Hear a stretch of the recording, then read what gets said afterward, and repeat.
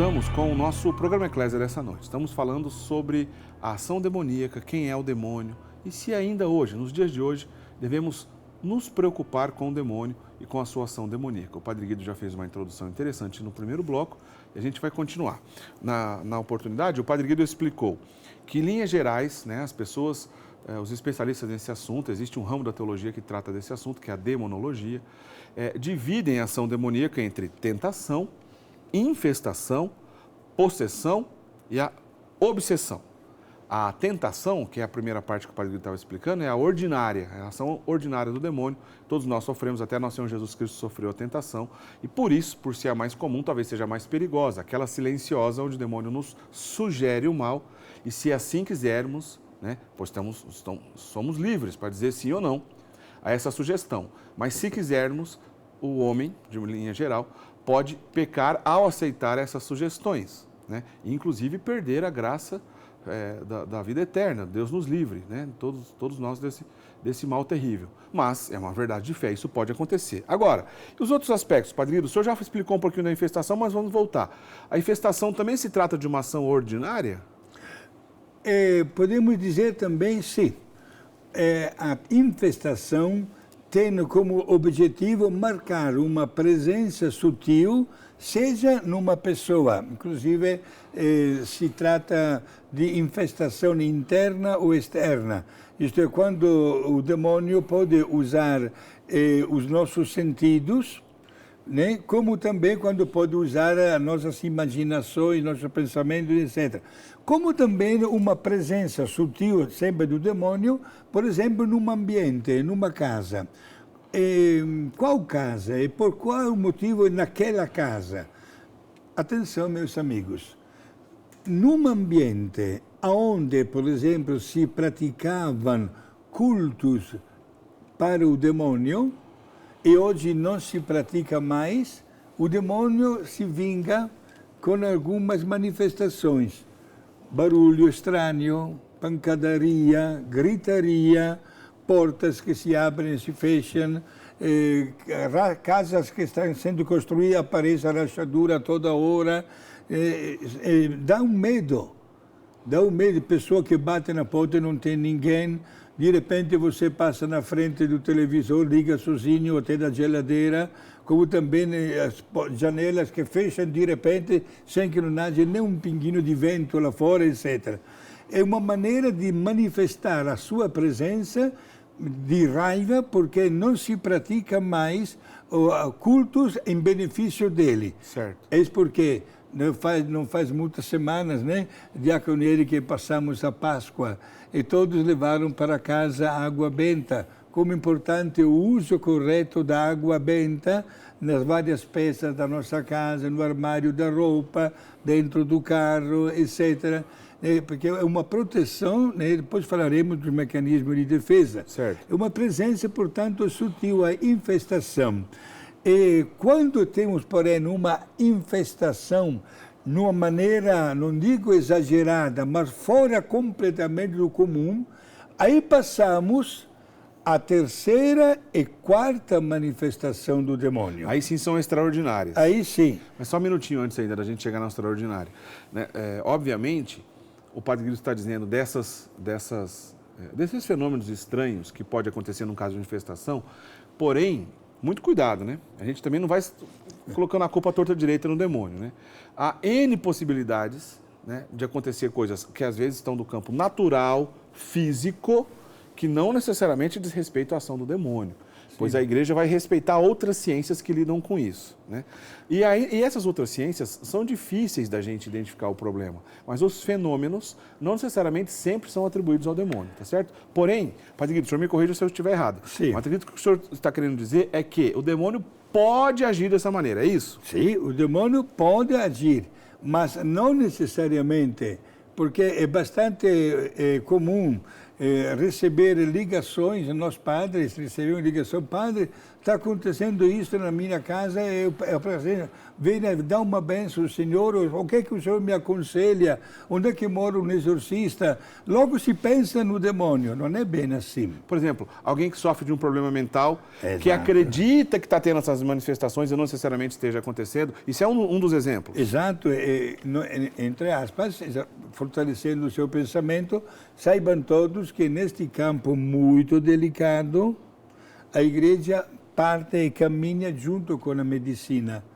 Um respeita o outro. Certo. Um sacerdote exorcista ou um bispo que faz um exorcismo, se vem conhecer que aquela pessoa está com um tratamento médico, nunca desprezará o tratamento médico, mas dará todo o apoio e geralmente até se evita, se fará uma oração de exorcismo, mas não se pratica porque a medicina merece todo o seu devido respeito. Muito bem, só para ficar bem claro. Agora sim, então vamos comentar agora da ação extraordinária do demônio. Eu já pergunto para o senhor logo de cara, Sim. antes do senhor explicar mais detalhadamente essa ação extraordinária. É muito comum a ação extraordinária do demônio? A gente vê em qualquer esquina essa ação extraordinária do demônio? Não, o mesmo fato que chamamos de extraordinário é porque não é ordinário. O que significa a possessão? Possessão significa domínio do demônio no corpo, nunca na alma, nunca na vontade de uma pessoa. Portanto, uma pessoa que recebe o domínio do demônio não é responsável, digamos assim, a tal ponto que significa que é condenada por Deus. Não, absolutamente. Certo? O demônio, por um período que Deus permite, pode ser de dias, pode ser de meses, né? Pode tomar posse do corpo, única e exclusivamente do corpo de uma pessoa. É esse nome que se dá, a gente fala a possessão, isso é a possessão. Exato, possessão do demônio. E por um tempo determinado. Se alguém me perguntasse, padre, uma pessoa que é possuída pelo demônio é sinal que um dia irá para o inferno? De jeito nenhum. Não se deve confundir. Aliás, pelo contrário, temos na história da igreja inúmeros santos e santas que foram possuídos pelo demônio.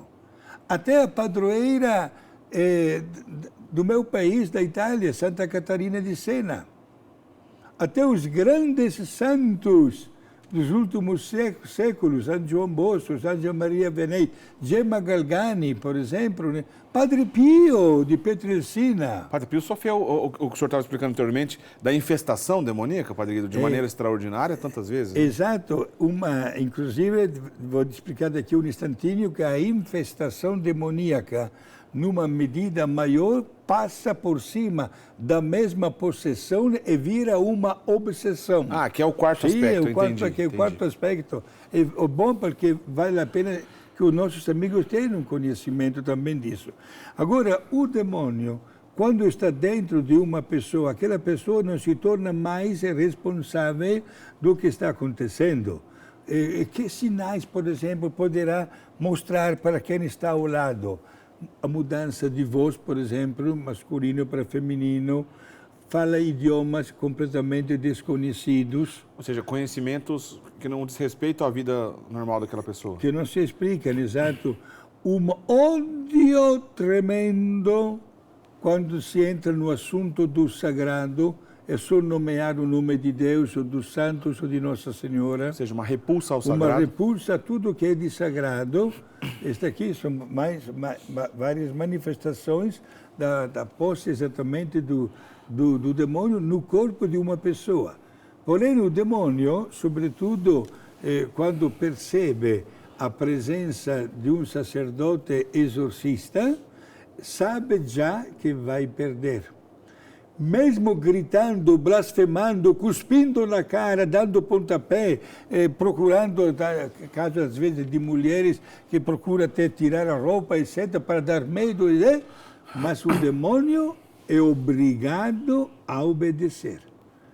Quando se pratica um exorcismo, né, de uma posse do demônio, é obrigado a obedecer. Poderá voltar, mas naquela hora é obrigado a obedecer. É o terceiro caso. Bom, então o último caso, que é a obsessão, o senhor já adiantou para a gente anteriormente, é como se fosse uma infestação mais aguda, mais grave?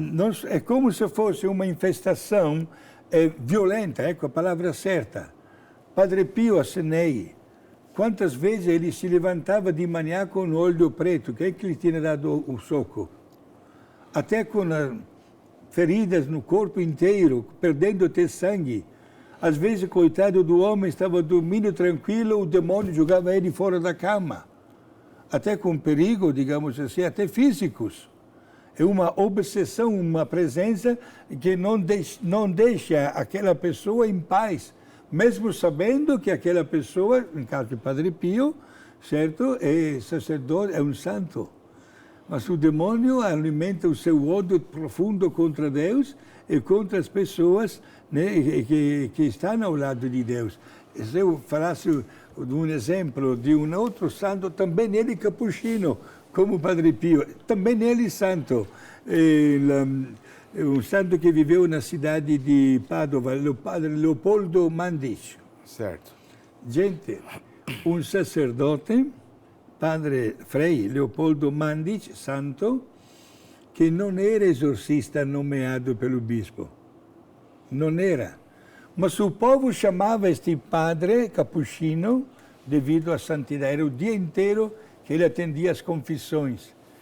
E este padre, quando ia nas casas e percebia a presença do demônio que possuía o corpo de alguém, não usava nenhum ritual. Entrava naquela casa e dizia para o demônio, cai fora. Cai fora, duas palavras. E o demônio deixava imediatamente aquela pessoa. O demônio estava com medo. Vale a pena pegar um livro do padre Gabriele Amorth, grande exorcista italiano, a serviço do Vaticano, quando um dia ele respondeu numa entrevista de jornalistas, que lhe perguntaram, Padre Gabriel, seja sincero conosco, o senhor não está com medo do demônio? Qual foi a resposta do Padre Gabriel? Não, é ele que está com medo de mim. Ele está coberto de razão, né? Eu tenho certeza, Diácono Eric, que todos os exorcistas do mundo gostariam de apropriar-se desta frase. Isto é, ter uma postura de vida tão íntegra a tal ponto que o demônio começa a ter medo daquela pessoa. Ô, Padre Guido, a questão do cinema que exagera nesses assuntos, assim, que trata exorcismo de uma maneira tão caricata, né, exagerada, apesar de a gente ver essas ações extraordinárias na vida dos santos, mas, por exemplo, um Padre Pio a gente não vê em cada esquina, né? Isso acontece de maneira rara e ainda assim esses outros casos não tão graves quanto na vida dos santos, que o senhor estava dizendo, também não deixa de ser raro. Parece que o cinema como um todo não colaborou para o entendimento correto do que diz respeito a esse aspecto da fé católica. E sempre que se fala disso, causa medo, causa espanto, a pessoa não quer nem ouvir falar sobre isso. Mas no final das contas, Padre Guido, a gente deve voltar, entender o que a igreja nos ensina e pensar justamente nos remédios, né? Nos mecanismos de defesa em relação a isso. Certo, sim. Temos que aprender, as imagens do cinema sempre terão aquela sensação de emoções, digamos assim, mexe muito no fator emotivo. Entre aspas, não aconselharia a tantas pessoas sensíveis de assistir a estes filmes, porque nasce até digamos assim, uma morbosidade no seu equilíbrio de tudo. Evitar estas ocasiões, mas gostaria muito de dizer agora para os nossos amigos, diante da presença constante do demônio, temos que fazer de tudo para diminuir o poder dele através de um comportamento ou da prática de algumas medidas. Como por exemplo? Por exemplo, diante do correto uso da liberdade, evitar as ocasiões que nos podem levar ao mal. Se eu sei que um determinado produto não me faz bem, por exemplo, imaginamos que cada um de nós tem as suas alergias. E uma vez que talvez não sabia que tinha alergia de um produto e tomou e comeu, depois passou mal. Repetiu 2, 3 vezes e depois deu um basta, porque percebeu que o seu corpo não suporta aquele alimento. Usamos este raciocínio até na vida espiritual. Se eu percebo que uma determinada palavra a mais que estou pronunciando pode prejudicar até o bom nome de uma pessoa, e talvez já até aconteceu, tenho que ter muito cuidado para não repetir. Portanto, a fuga das ocasiões. Certo. Segundo grande, não digo a palavra remédio, mas mecanismo de defesa para sair lutando vitoriosos contra o autor do mal, a frequência de 2 sacramentos. A confissão sacramental e a comunhão eucarística. Estes 2 sacramentos são básicos. Algumas semanas atrás, por exemplo, o diácono Eric, não é uma crítica, que eu sou padre há 46 anos, mas uma constatação de fato. Celebramos solenemente a Páscoa. Certo. E a semana da Páscoa, que antecede a Páscoa, Semana Santa, se caracteriza pela presença dos fiéis nas confissões. Graças a Deus que isso aconteça. Mas diante de uma pergunta, há quanto tempo o senhor ou a senhora não se confessa? Uma das respostas mais comuns, 1 ano. É verdade que existe um preceito da Igreja da obrigação da confissão em ocasião da Páscoa. Que é o mínimo, é o mínimo, né? Mas eu não posso estar lembrado de que tipo de camisa ou de calça usava semana passada. Como é que posso lembrar-me dos pecados de 1 ano atrás? Olha, quindi a frequência do sacramento da penitência e da Eucaristia. Olha, um dos últimos grandes papas, João Paulo II, governou a Igreja por mais de 26 anos, tinha o hábito, como Papa, no Vaticano, de confessar-se com um monsenhor 2 vezes por semana. A cada 3 dias, o Papa recebia a absolvição dos pecados. Interessante isso, né? Obviamente, dizer de uma maneira bem clara, é um relaxo, muitas vezes, assim, se distanciar da confissão dessa maneira, né, Padre? Exato. Agora, o senhor falou... Primeiro, eu repito, a fuga das ocasiões. Lembrando, vamos lá. Frequência do sacramento da confissão e da comunhão sacramental bem feita. Quarto grande meio que nos ajuda a vencer as ciladas, devoção profunda para Nossa Senhora. Alimentar o terço, sobretudo a reza do terço, e as práticas das virtudes de Maria. Gente, entregar a nossa vida logo que nós abrimos os olhos, ou como acontece à noite, fechamos os olhos para o nosso descanso, merecido descanso noturno. Vamos consagrar a Maria até as batidas do coração, inaugurando uma jornada de vida, tudo que nós iremos realizar, que seja uma bela prova de amor para com Deus, evitando as ocasiões do mal. A quinta grande medida que nos ajuda a vencer a cilada do demônio, manter-se sempre ocupado, não dando espaço a fantasias. Quer dizer que aquele ditado popular que cabeça vazia é oficina do demônio, olha que está cai verdade. muito bem aqui, né, Padre Guido? Temos que valorizar, diácono Hélio, muitos ditados populares, né? Porque é uma sabedoria que nasce do povo e que tem a sua grande fonte de verdade. Por isso, o cristão tem todos os meios para superar as tentações. Porém, o que acontece? Vamos novamente fazer uma pergunta ao padre Gabriel Amorto, que é um grande mestre neste ministério de exorcismo. Certo. Perguntaram para ele diante do problema da possessão do demônio ou da obsessão, haveria alguma coisa que facilita a entrada do demônio? E o padre Gabriel responde com dois caminhos, duas portas que permanecem abertas e que facilitam até a ação do demônio. Primeiro, a falta de um verdadeiro Deus, uma falta de credibilidade no nosso Deus. Caso prático, há pessoas que dizem: eu sou católico, casado na igreja, meus filhos também, tudo tintim por tintim. Porém, gosto de frequentar aquele centro, vou naquele outro centro por aí, fico de boca aberta diante de alguém que vende um peixe mais barato, até de assuntos religiosos.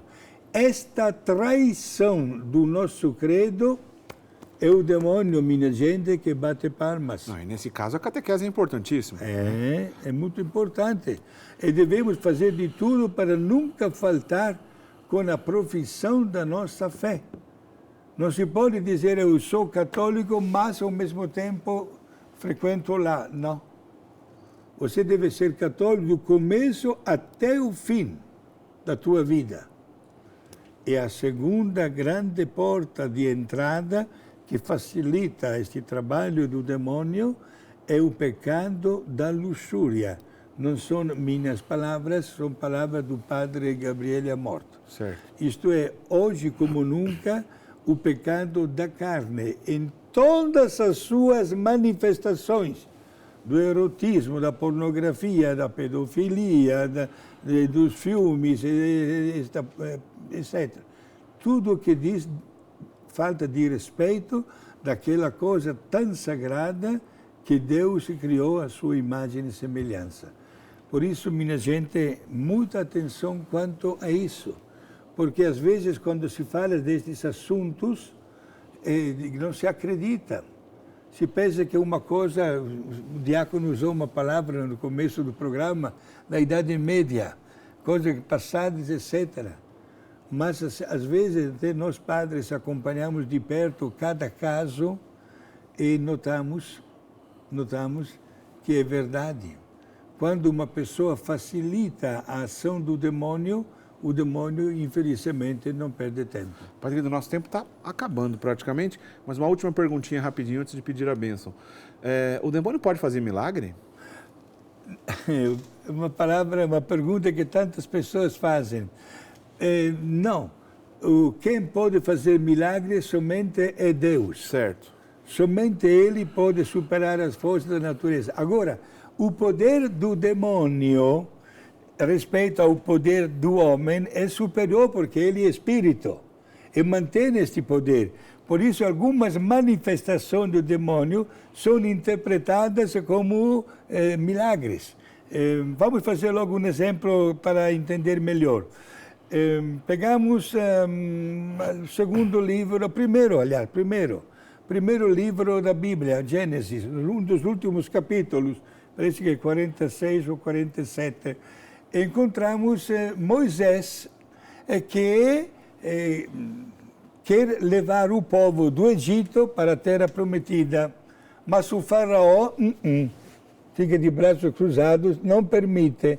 E acontece uma sequência de milagres. Moisés abaixa, joga a sua vara, né, no chão, vira uma cobra. Os magos, convidados pelo faraó, fazem a mesma coisa e viram também cobras. Aí estamos diante de um fato extraordinário criado diretamente por Deus, que inclusive a cobra de Moisés acabou matando e comendo os demais. É a obra do demônio, no caso dos magos. É bem clássico os dois. Certo? O demônio pode ter algum poder que aparentemente supera as forças da natureza, que nós, numa maneira não certa, mas muito exagerada, chamamos de milagres. Entendido, Padre. Há uma confusão, na verdade, Sim. então, né? Bom, o papo está muito interessante, mas a gente não tem mais tempo. Mas, obviamente, como no programa Eclésia, a gente volta, né, aqui as catequeses em muitas ocasiões, quando são assuntos clássicos como esse, acabam aparecendo de volta, né, em edições depois no futuro. E certamente esse é um assunto que a gente volta em outra oportunidade, porque hoje a gente não tem mais tempo. Por favor, nos dê a sua bênção, Padre Guido, para a gente encerrar. Gente, ninguém fique assustado. O poder do demônio é grande, mas o poder de Deus é maior. Fiquemos amparados a Deus. Vamos viver usando até os mecanismos de defesa, né? Volto a repetir, se eu tenho um tantinho só, né? Fuga das ocasiões, frequência do sacramento da confissão, da Eucaristia, profundo amor para com Nossa Senhora, consagrando o nosso dia, a nossa noite e manter-se sempre ocupado. Saibamos usar bem a inteligência, a vontade e a liberdade e o demônio começará a ter medo de nós. Muito bem. Vamos receber a bênção com a proteção de Nossa Senhora, em nome de Deus Pai, Filho e Espírito Santo. Amém. Obrigado. Amém. Obrigado, Padre Guido. Bom, o senhor disse muito bem, né, nas explicações entre os mecanismos de defesa em relacionado à Nossa Senhora, óbvio, isso está claro. Mas a devoção ao seu santo particular, que o senhor tem proximidade, também podemos incluir aí, não podemos, Padre Guido? Devemos, obrigado, é que o tempo é pouco. Devemos usar também tudo, gente, até um escapulário, uma medalha, uma devoção na oração da libertação, né, a reza do texto diário, apelar para o nosso santo padroeiro, tudo. Todos esses meios ajudam. Aliás, até tantas vezes Nossa Senhora que falou, quem usar a minha medalha, eu prometo a minha assistência nos momentos mais difíceis da vida. Então vamos continuar a ensinar as crianças, por exemplo, a oração do anjo da guarda, né? Que entre todas essas coisas também é uma maneira da gente pedir a proteção do nosso querido anjo da guarda que Deus nos deu, tá certo? Semana que vem a gente continua com mais um programa Eclésia. Uma boa semana para todo mundo. Até lá. Tchau, tchau.